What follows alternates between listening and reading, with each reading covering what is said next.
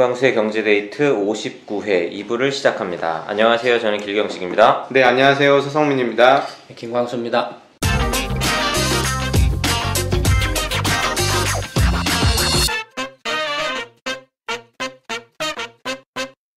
네, 2부에서는 지난 13일에 있었던 지방선거 관련해서 이야기를 해보겠습니다. 네, 6월 13일 지방선거가 있었는데요. 이번에 제 7회였죠. 60.2%의 투표율로 이제 마감이 됐는데, 이번에 그 지방선거 특징은 민주당이 이제 압승을 한 걸로 나타났습니다. 그래서 이제 원래 지방선거의 다수당이었던 이제 자유한국당이 이번에 이제 대구시장하고 경북도지사를 제외하고 나머지 지역에서 이제 민주당이 다 자치단체장을 다 석권을 하고 제주도만 무소속. 예. 그리고 이제 특히 이제 민주당이 한 번도 당선을 한 적이 없었던 이제 경남하고 부산의 울산, 창원 이런 지역까지도 다 석권을 하면서 지방 권력도 다 물갈이가 되는 이제 그런 양상으로 결국 선거가 나타났거든요. 이에 대해서 이제 민주당이 이제 민주연구원이라는 곳에서 나온 리포트를 보니까 좀 약간 자화자찬의 그런 내용이 좀 있었던 것 같은데, 저는 이게 국민들이 자유한국당을 응징을 했다, 민주당을 통해서 응징을 했다, 좀 이런 생각이 들더라고요. 사실 저는 문재인 대통령의 입장 발표라는 걸 그 다음 날인가 아마 했었던 것 같아요. 거기에 보면 이제 문재인 대통령이 어떤 이야기를 했었냐면, 자기네가 이제 다 잘했다라고 해서 찍어준 표가 아님을 알고 있다. 이제 모자라고 아쉬운데도 믿음을 보내주셔서 고맙다, 미안하다, 이런 이야기를 했더라고요. 근데 저는 사실은 이 평가가 되게 맞다라고 생각을 하거든요. 이게 민주당이 사실은 잘해서 찍어줬다라기보다는 자당이 너무 미우니까. 대구 경북의 투표율이 얼마였습니까? 대구 경북이 이번에 대구가 57.3이고요. 경북은 64.7%입니다. 경북이 좀 약간 더 높네요. 대구가 좀 약간 낮은 편이고요. 전번에 비해서 투표율이 높았습니까? 저번 6회 때 투표율이 56.8%였는데 이번에는 대구 경북이 대구 경북이요? 그건 따로 찾아봐야 될 것 같은데. 어쨌든 이제 예를 들어서 민주당이 잘해서 이게 압승을 했다. 네. 라고 하려면 그러니까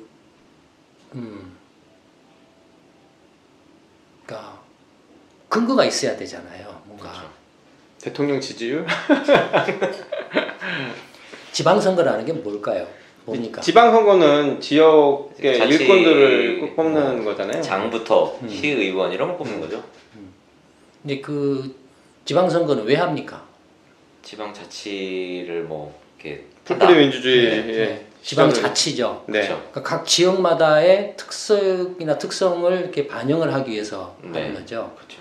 그러면 각 지역마다 천차만별의 특성이나 성향을 갖고 있겠죠. 네. 근데 그런 지방선거에서 민주당이 싹쓸이를 했다. 네. 이건 뭘 말합니까?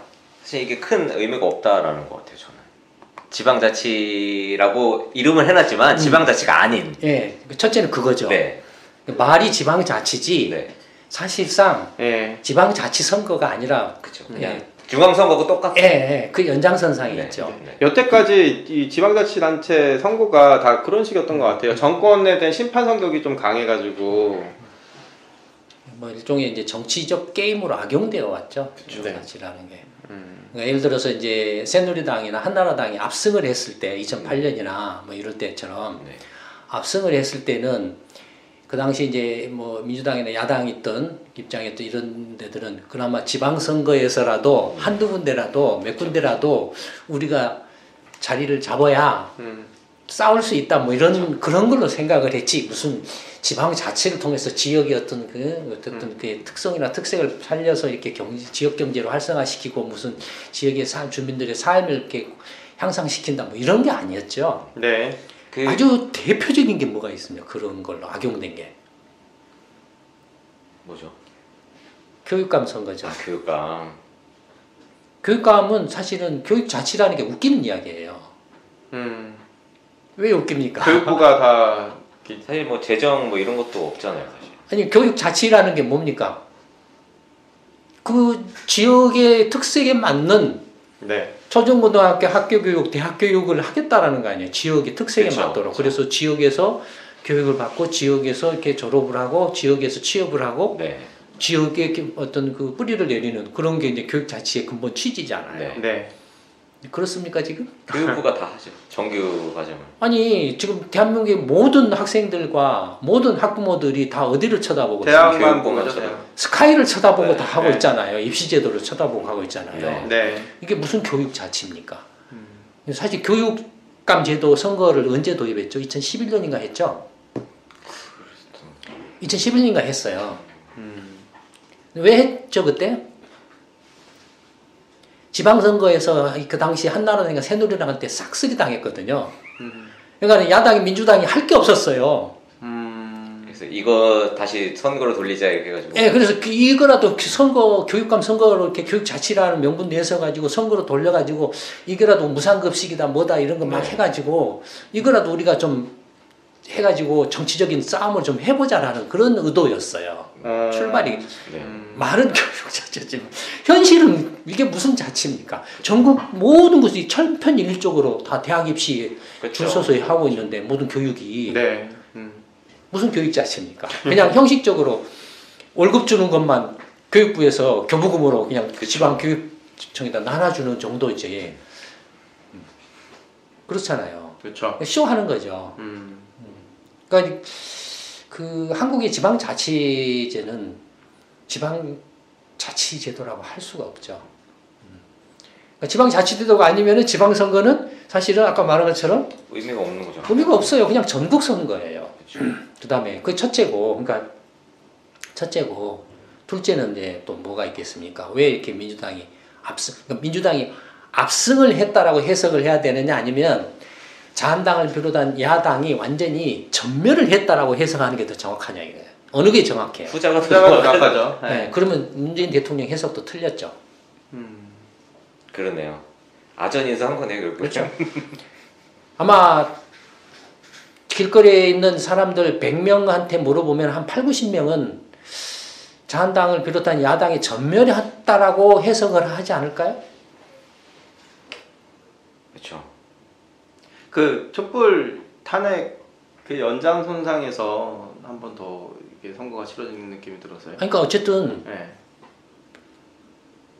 전멸이든지 자멸이든지 야당이 완전히 이제 국민들한테 이게 버림을 받았다. 네. 예전에도 제가 그 등돌림을 다 할 거라고 이렇게 이야기를 한번 네. 한 적이 있는데 네. 그거 이제 그 다음번에는 이제 뭐 번호표를 이제 이미 받아놓은 데가 있지 한 군데 지금 하나밖에 없잖아요 지금 정당 사실상. 민주당만 남았죠 지금. 아, 근데 저는 진짜 너무 이게 좀 뭐지? 2006년도에 사실은 그때 새누리였나요? 2006년도는 신한당 아니었나 그때는? 2006년도는 한나라당. 한나라당. 네. 거의 진짜 싹쓸이 했었거든요 그때는. 그리고 나서 그 대선에서 지고 총선에서 지고 대선에서 지고 민주당이 2008년. 아니, 2006년 지방선거에서 일단 대패한 이후에 그 다음에 대선, 총선 예. 계속 지면서 그렇죠. 사실 예. 민주당이 완전히 사람들은 뭐 이제 마치 새누리당이 일본 자민련처럼 장기 집권한다라고 완전 그런 분위기였는데 그랬었죠. 갑자기 진짜 그러니까 이건 이제 그 자한당을 비롯한 야당 세력들이 자멸한 거죠. 네. 그러니까 국민들의 뜻이 뭔가 조차도 파악을 네. 못하고 완전히 그 개망난이처럼 천방지축으로 그렇죠. 마치 영원히 헤쳐먹을 것처럼 착각에 빠져가지고 한 네. 그 응징을 당한 거죠. 그 사람들이 항상 하는 얘기가 국민들 곧 잊어버린다. 시간만 지나면 된다. 이런 식으로 대놓고 그런 말을 네. 막 이렇게 하였으니 얼마나 국민들이 어처구니 가고 정말 기가 찼겠어요. 그렇죠. 그러니 민주당이 압승이 아니라 얻어 걸린 거죠. 압승이 아니죠. 민주당이 한 게 뭐가 있어요? 문재인 정부 출범하고 나서 아무것도 없잖아요. 한 거 없죠. 그렇죠. 네. 그러니까 국회에서 계속 그 서로 싸우느라고 아무 일도 안 하고 국회가 아예 일을 안 했으니까 한 게 없죠. 자멸을 한 거예요. 그다음에 이제 그러니까 자멸 내지는 전멸 당했다라고 해석을 하는 게 사실은 정확하고 그러기 때문에 대구 경북을 제외하고 모든 지역에서 민주당이 그냥 얻어걸린 거죠. 네. 근데 이제 중요한 건 뭐냐면 투표율이 이제 60%인데 네. 그러면 상당히 높은 편이니까 그렇더라고요. 예, 뭐 지방선거니까. 한 50% 조금 왔다 갔다 할 정도였는데 10% 올라간 거죠. 네. 그러면은 그 올라간 그 투표율이 높아진 것은 뭐 때문에 높아졌냐 하는 거예요. 저 사실 그게 굉장히 궁금했는데 보니까 2008년도 정도가 가장 투표율이 낮았더라고요. 낮았어요. 지방선거, 대선, 총선 다 그때 가장 낮았는데 2010년도 넘어오면서부터 조금씩 이게 올라가더라고요. 모든 선거들이 다. 그러면서 2013년, 17년에 대선 중심으로 굉장히 높아요. 예전에 제가 그런 이야기를 한 적이 팟캐스트나 동영상 찾아보면 있을 거예요. 2008년에 투표율이 확 대선 때나 2008년이요. 때 확 투표율이 떨어진 이유가 뭐였냐 하면은 민주당 지지자들이 500만 표 이상 기권해 버렸다고 그랬죠. 네. 그래서 그때 그 이명박이 1200만 표, 그러니까 이른바 수구 새누리가 세력이 얻을 수 있는 최대한을 얻은 반면에 한 1100만 표를 얻었어야 될 정동영 씨가 500만 표 이상 650만 표밖에 못 얻었다고 그랬죠. 네. 그러니까 결국에는 500만 표, 550만 표가 민주당을 찍었던 표들이 너무 그냥 어처구니 갖고 기가 차서 자기들끼리 이제 뭐 갈라져 싸웠잖아요. 그렇죠. 네. 열린우리당하고 뭐 유시민인가 뭔가 하고 막 치고받고 싸웠잖아요. 네. 싸워가지고 550만 표가 기권을 해버린 거죠. 네. 기권을 해버린 거죠. 기권을 했다가 이제 너무나 이제 이명박 박근혜 그 정권이 개판이다 보니까 돌아온 거지. 예, 이제 민주당 여전히 꼴 보기 싫지만 더 꼴 보기 싫다 뭐 그러니까 이제 이른바 이제 최악보다 차악이라는 말. 네. 그래서 써먹은 거죠. 네. 그 마케팅이 먹힌 거네요. 체육보다 차. 그러니까 이제 그 마케팅 먹혔다기보다도 그냥 기권했던 사람들이 그냥 개인적으로 너무나 꼴 보기 싫으니까 어쩔 수 없이 돌아온 거예요. 그래서 투표율이 2012년, 14년도 높아진 거예요. 그래서 75%까지 막 간 거예요. 자기들도 생각지도 못하는 수준까지 투표율이 높아진 거예요. 그러니까 이건 뭐냐면은 양쪽 진영이 완전히 할 수 있는 최대한의 맥시멈의 대결을 한 거예요. 총동원 돼가지고. 네. 양쪽 진영이 총동원 해가지고. 그런데 이번에 이제 지방선거에서 60%로 지방선거로 보면 높아졌지만 그 총동원한 것에 비하면 어떻습니까? 한 10몇 %가 줄었죠. 네. 뭐 누가 기권했을까요? 누가 투표를 안 했을까요? 그 자유한국당 지지자들이 대거 몰상했을 것 같아요. 그렇죠. 2008년에 민주당 지지자들이 민주당 꼴 보기 싫어가지고 그렇다고 한나라당 찍기는 싫고 아예 투표를 안 해버렸어요. 그러니까 아예 기권을 해버린 거예요. 그렇죠. 네. 그래서 투표율이 확 떨어져 버린 거예요. 마찬가지 현상이 일어났다라고 볼 수 있지 않겠어요? 이번에. 그러니까 그동안에 새누리당을 찍었던 사람들이 일단 한 10% 정도 기권을 했고 반면에 지방선거 때 투표 안 했던 이른바 그 진보 성향의 지지자들이 계속 투표를 했다 이거예요. 네. 계속 투표를 했다 이거. 근데 이 사람들이 민주당 좋아서 찍은 건 아니라 그랬죠 계속. 네. 이명박 박근혜가 너무 싫어가지고 지금 어쩔 수 없이 민주당도 꼴 보기 싫지만 어쩔 수 없이 투표를 이렇게 했는데 백중세를 잃었다 이거예요. 저쪽도 총동원을 해가지고 백중세를 잃었다 이거예요. 총동원 해가지고.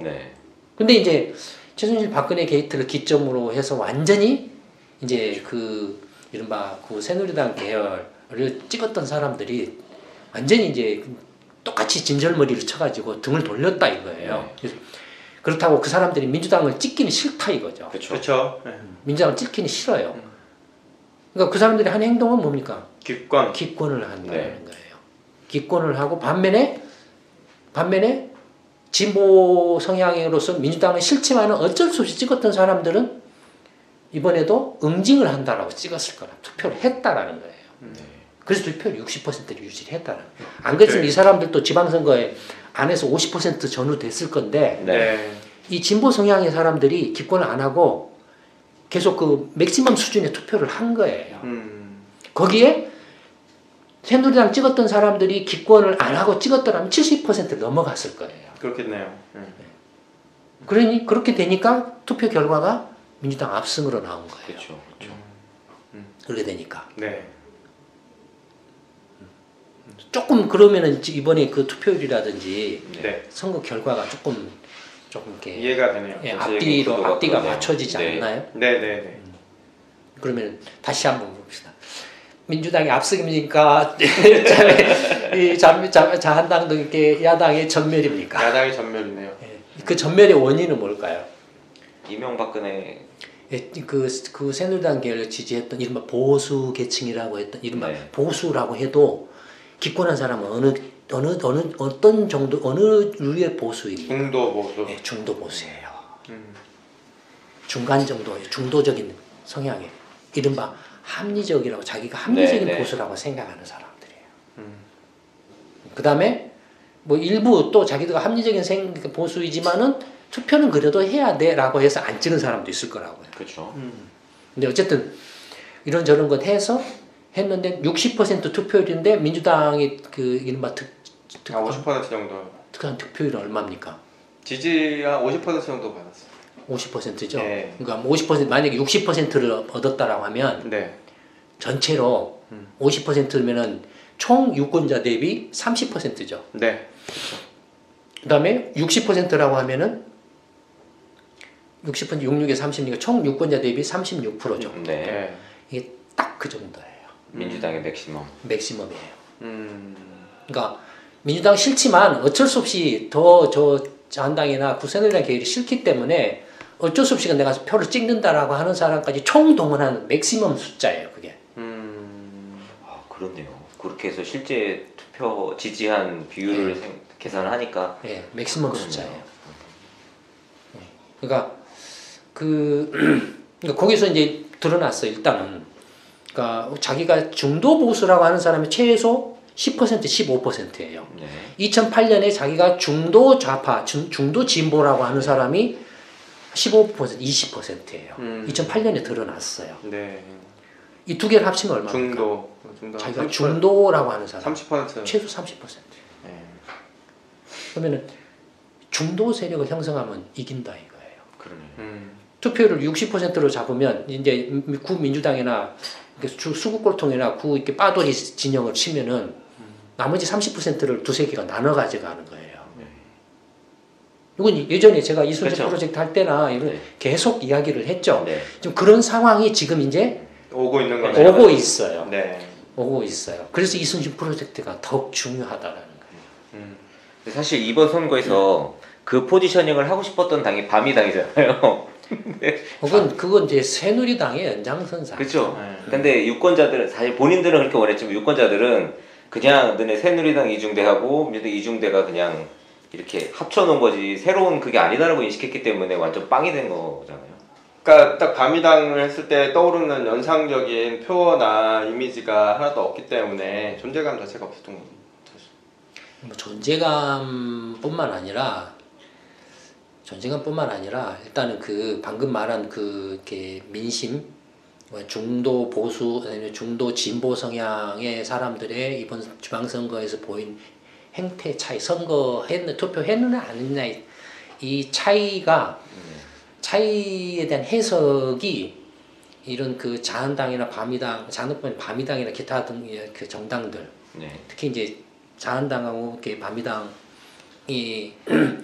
이게 한 통속으로 보고 있다라는 그렇죠. 걸 보여주고 있는 네, 거죠. 네, 네. 통속으로. 그다음에 이제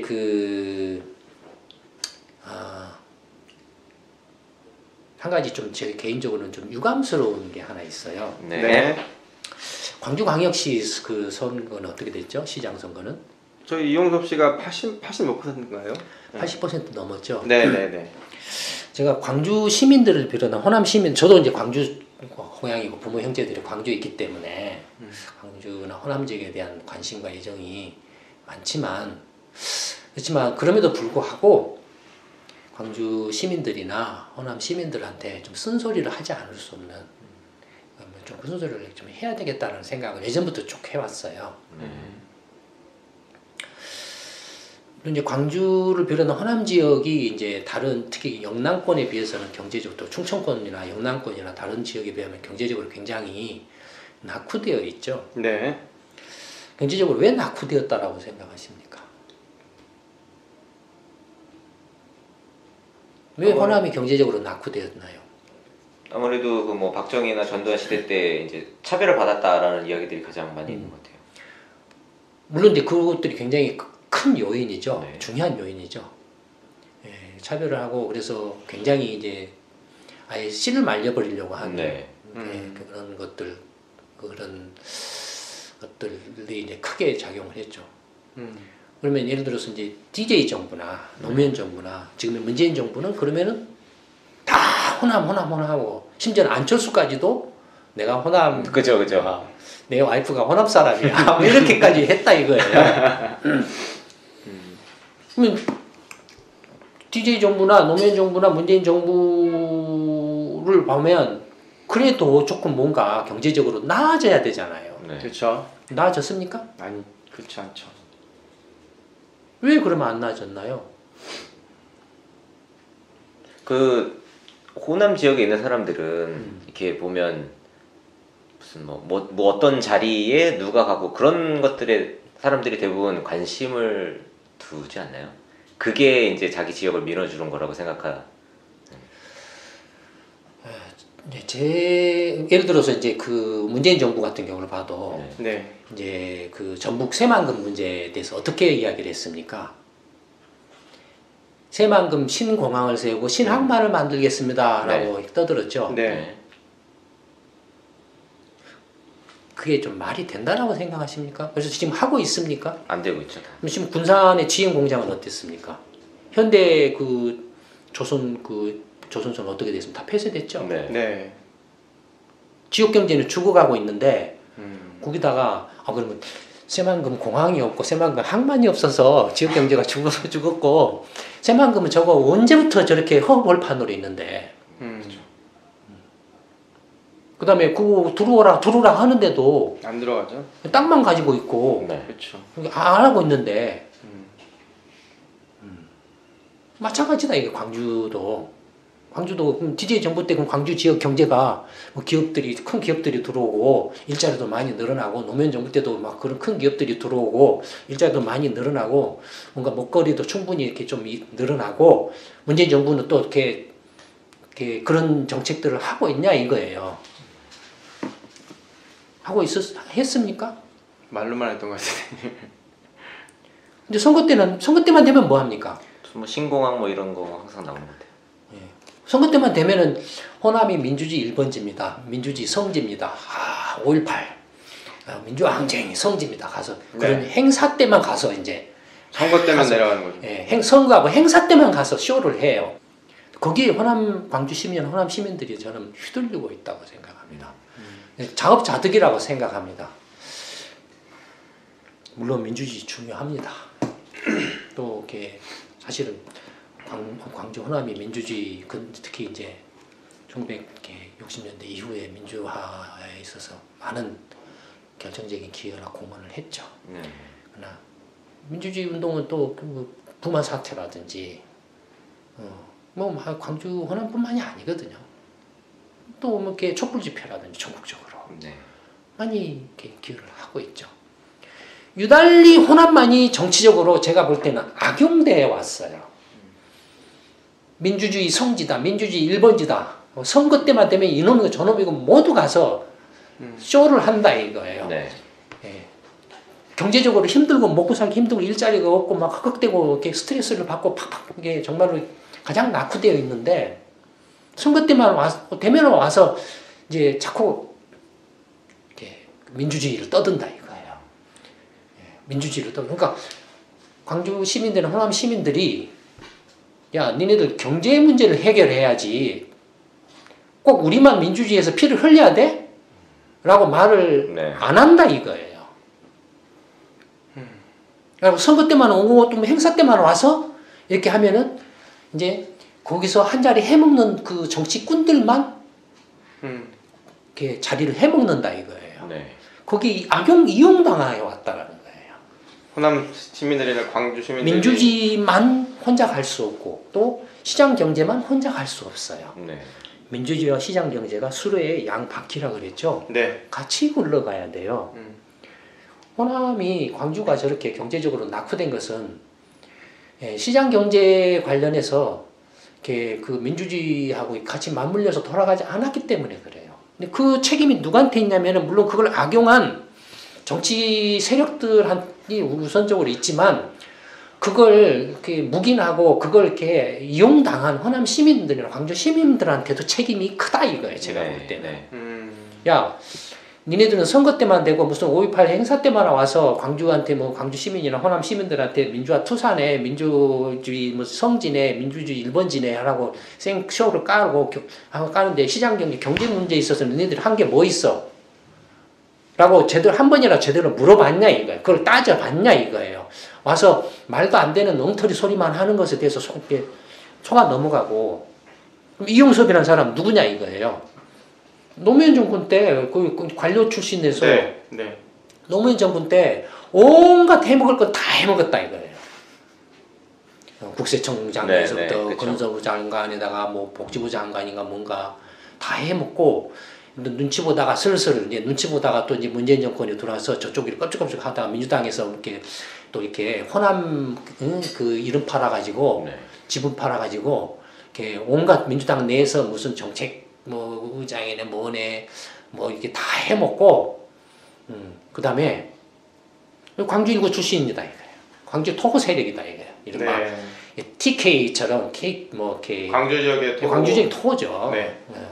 그러니까 그런 다 해먹고 그 다음에 문재인 정부 들어와서는 또 일자리위원회 부위원장 하다가 탁 팽개치고 그 광주 가서 시작한다라고 했다 이거예요. 6개월 만에. 광주 시민들이 정말로 광주 지역의 어떤 경제를 풀어줄 거라고 기대하고 그렇게 했냐 이거예요.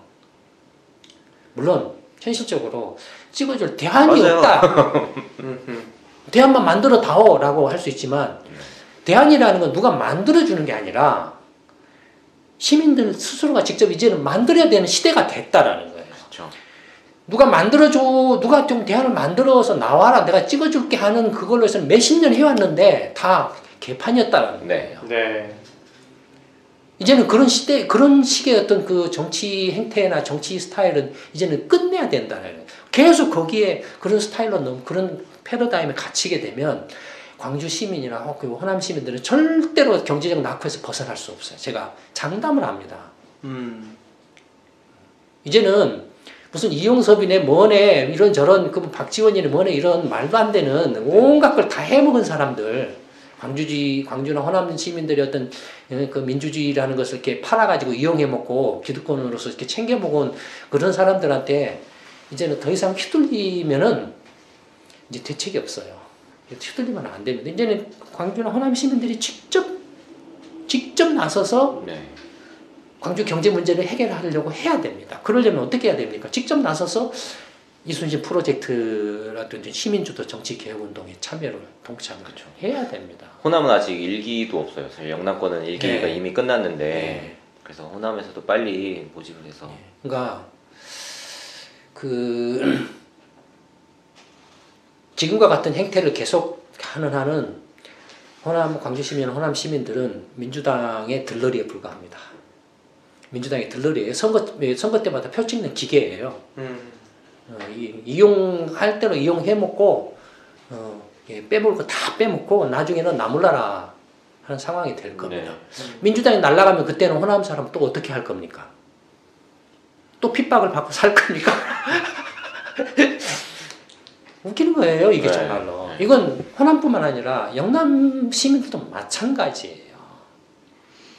이제는 그 말도 안 되는 어떤 그 진영 논리나 이런 데서 벗어나야 됩니다. 누군가가 이제는 부산시장에 누가 해야 돼 라는 그런 말도 안 되는 누가 이렇게 그게 그 사람 부산 시민들의 어떤 경제 문제를 해결해 줬습니까? 지금까지 누구 찍어줬었는데 그래서 자기들 어떤 경제 문제가 해결됐습니까?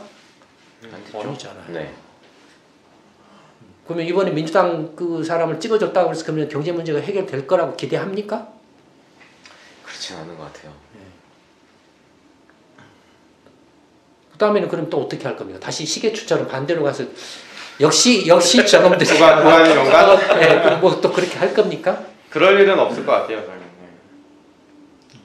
근데 이건 부산 시민이든 영남 호남 시민이든 뭐 대구 시민이든 뭐 충청 시민이든 뭐 수도권 시민이든 누구든지 간에 이제는 시민 사회가 정말로 제대로 이렇게 뭔가 기존 기득권에 기득권화된 이렇게 정치권을 이렇게 더 이상 정치권한테 휘둘리지 않고 시민 사회가 이제 주도적으로 새로운 정치 세력을 형성해서 기존 기득권화된 정치권들 다 물갈이를 하지 않으면 이 한국 경제 문제를 해결할 수 없습니다. 네. 제가 계속 말씀드리는데 경제 문제 해결하는 이건 이미 근데 그런 그 시민 사회가 주도해서 기득권화된 정치권을 물갈이하려는 움직임이 이미 일어나고 있잖아요. 그렇죠. 유럽에서 네. 이탈리아 오송 정당 운동이라든지 뭐 스페인의 포데모스라든지 프랑스의 마크롱 정권이라든지 심지어는 미국의 트럼프 정권 같은 경우도 그런 거잖아요. 근데 문제는 뭐라고 그랬습니까? 이런 것들이 대안이 없이 이제 네, 그 뭔가 이렇게 시민 사회가 조직적으로 이렇게 뭔가 대안을 준비를 하고 어떤 세력화해서 정말 시민 주도의 정치나 어떤 문제 해결 대안들을 가지고서 이렇게 한 게 아니고 그야말로 포퓰리즘으로 선동하고 조작하고 가짜 뉴스로 이렇게 선동하고 조작해서 하다 보니 혼란이 반복되고 있다라고 그랬죠. 네. 이번 선거는 사실은 투표라고 보기가 힘듭니다. 너무 자명하거든요. 너무 장명했거든요. 근데 그런 것조차도 모르는 야당들은 다 공중분해되는 된 거고 거기에 또 이제 그 누굽니까? 저기 경기도지사 이재명 씨요. 제가 말씀드렸는데 이 사람은 약간 그 사이코패스예요. 성향이 굉장히 강해요. 그러니까 전에도 그 뭡니까 공공 장소에서 뭔가 인터뷰인가 뭔가를 하는데 그 장애인 관련해서 울었다 웃었다 막 이렇게 자기 감정을 억제를 못 해가지고 네. 공개적인 뭔가 이렇게 그 인터뷰인가 뭔가를 하는데도 그러니까 이 사람은 상당히 정신적으로 좀 불안정한 사람으로 보였어요. 그러니 자기 가정사 문제에서도 그런 쌍욕이 아무리 가정 문제가 좀 이렇게 문제가 있다 손 치더라도 그런 쌍욕 그 형제간에 부모 형제간에 그런 이렇게 말할 수 없는 입에 담을 수 없는 그런 쌍욕을 한다는 것 자체가 있을 수가 없는 일이고 일 개인이라면 뭐 그럴 수도 있다라고 치더라도 적어도 정치인으로서 국가를 경영하겠다라고 하는 자라면은 그 절대로 말이 안 되는 거예요. 그다음에 이 사람은 또 제가 볼 때는 자기 스스로가 자기를 그 지지자들과 더불어서 자기 스스로를 상당히 세뇌를 한 타입으로 보여요. 어떤 세뇌요? 그러니까 갑자기 이제 생각지도 않게 성남시장이 되고 그 빠돌이 지지자들이 이렇게 막 이렇게 나서서 이렇게 이제 막 하니까 부추기니까 나는 인물이야. 내가 친일파를 청산할 거야. 나는 한다면 해. 하면서 이렇게 자기 스스로 자꾸 세뇌를 한 거예요. 자기 암시를 해서. 빠돌이들이 계속 또 그렇게 이 사람은 이제 인물이야. 이 사람은 이렇게 달라. 뭐 이런 식. 이 사람은 결단력이 있어. 질러대는 거. 무슨 마치 뭔가를 확 질러대는 게 이게 국가를 경영하는 거라고 이제 완전히 그 자기 세뇌되어 있는 사람으로 보여요. 제가 볼 때는 굉장히 위험해요. 이런 자기 세뇌되어 있는 사람이 뭔가 질러대는 것이 이렇게 내가 친일파를 청산할 거야. 내가 무슨 지역 화폐를 발행할 거야. 아니 미친놈 같은 소리를 막. 근데 그걸 완전히 그러니까 이 사람이 무슨 경제 전문가예요? 웃기는 소리죠. 아니 그러면은 지역화폐가 성남시 문제를 해결했으면 자영업자 문제를 해결했으면 한국은행의 화폐는 왜 대한민국의 자영업자 문제를 해결을 못했나요? 그러게요. 그러니까 웃기는 거예요 정말 이런 것들이. 그다음에 만약에 그런 게 했으면은 현대백화점이나 이런 백화점이 발행한 상품권은 왜 또 그 화폐 지역 그 상권을 해결을 못했나요? 그런 거잖아요. 그렇죠. 그다음에 가상화폐는 어떻게 됐나요? 확 문제를 확 해결을 해야 되죠. 네. 그러니까 사이코패스 정신병자 같아요. 제가 볼 때는. 이게 상당 정신권 지금 기존 정치권에 이 정신병자들이 자기 세뇌된 정신병자들이 굉장히 많아요.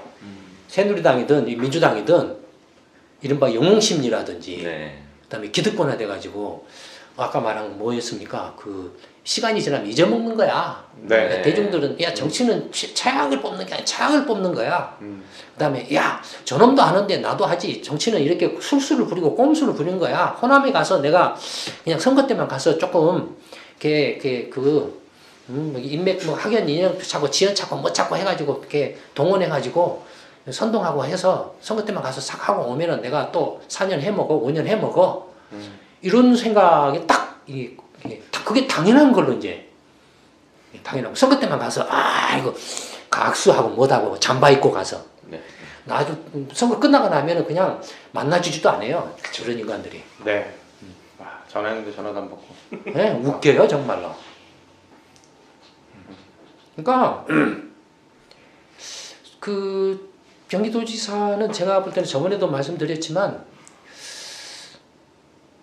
지금 선거 과정에서 이런 그 쌍용 문제나 그 김무선 씨 문제가 불거졌기 때문에 네. 또 이게 이제 그 정말로 호흡으로 선호 정책이나 공약이나 이런 걸 보고서 찍은 투표가 아니라고 그랬었죠. 네. 그렇기 때문에 정말로 이재명 씨가 정말로 자기가 자신 있다면 사퇴하고 다시 한번 해봐라 이거예요. 그게 가능한가요, 근데? 아니 정말로 그렇게 자신 있다라면 해봐라 이거예요.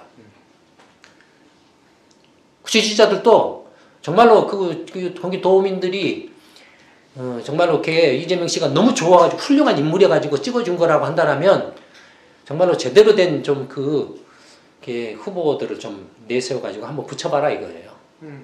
그리고 자신 있으면 하면 해. 그럼 못할 이유가 뭐가 있어요? 이재명 씨가 할 이유가 하는 애 죄송하겠다 그러겠죠. 어쨌든 근데 이런 좀 그 시대착오적인 그런 그 엉터리 인물론들을 물갈이 하지 않으면 한국이라는 나라는 민주주의나 시장경제나 양쪽 수레바퀴 모두 다 망가지게 돼 있습니다. 네.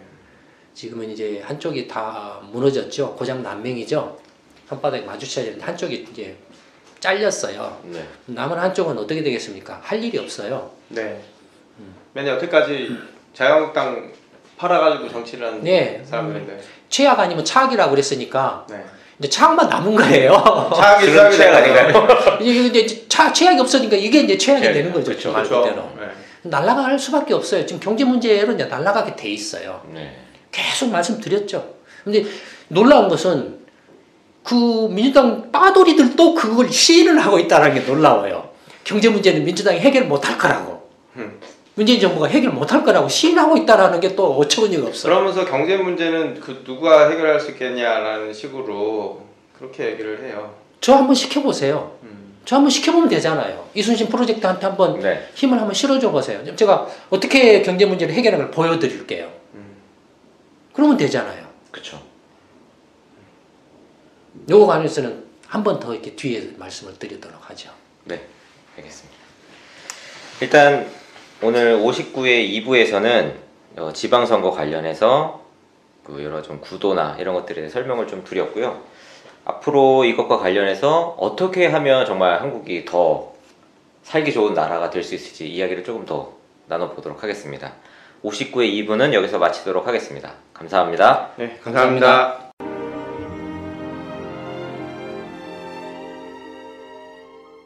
이순신 프로젝트 정책 아카데미는 평범한 직장인, 가정주부, 자영업자, 전문직 종사자, 교수, 대학생 등 다양한 분들이 함께하고 있습니다. 당신은 어떻게 이순신 프로젝트 정책 아카데미에 참여하게 되셨나요?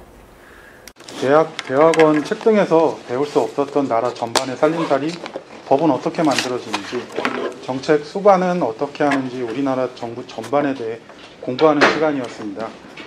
장담하건대 우리나라에서 이런 아카데미는 없을 거예요. 발제, 토론 방식으로 수업으로 치열하게 공부하고 노력했지만 정말 값진 시간이었습니다. 역시 공부는 평생 해야 하는 진리를 깨달았죠.